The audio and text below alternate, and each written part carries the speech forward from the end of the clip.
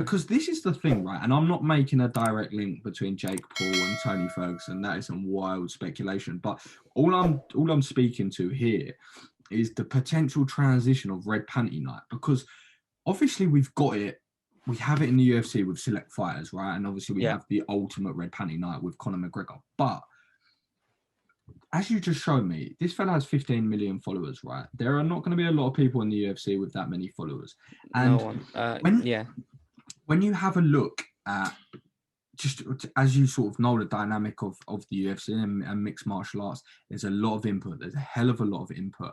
And the way that injuries go, the way that fights go, it's very, very easy to be even an exceptional fighter and make some money, make some okay money, but you can just be blighted with injuries or have a couple of losses and get cut, for example, and then you've almost been training solidly in this area for your whole entire life, and you may not be blessed with being very charismatic or having any sort of business savvy because you've only just done this one thing, right? You've committed your time. And there's a lot of people out there that do that. And there's a lot of people we don't even know about on the roster that do that and just have never made it, because we almost focus a lot on that sort of 1% at the top. But then you start saying to these UFC fighters, not even UFC, we talk about Bellator, we talk about One Championship, these sort of people, you start sort of saying to them, right, there's this boxing fight against this sort of YouTuber and that sort of YouTube, and you can make X amount of money.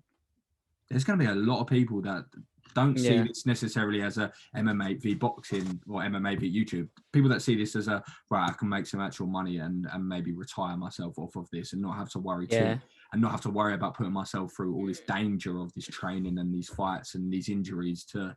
Yeah, for sure.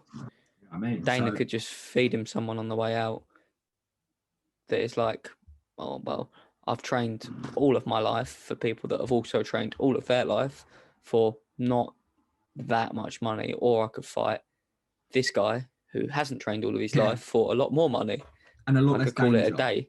Let's be honest as well. A lot less for danger. Sure.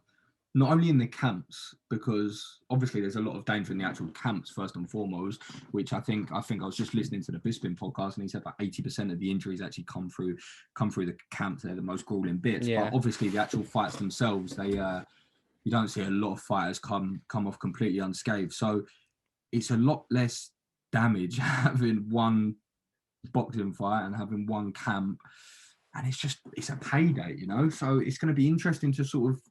I think this fight is huge. Don't get me wrong, this fight is huge. There's no doubt about it. I think it's huge for what's coming as well. I think this is a very, very big fight in terms of how these sports or even fighters sort of go about business in the next sort of coming years, you know?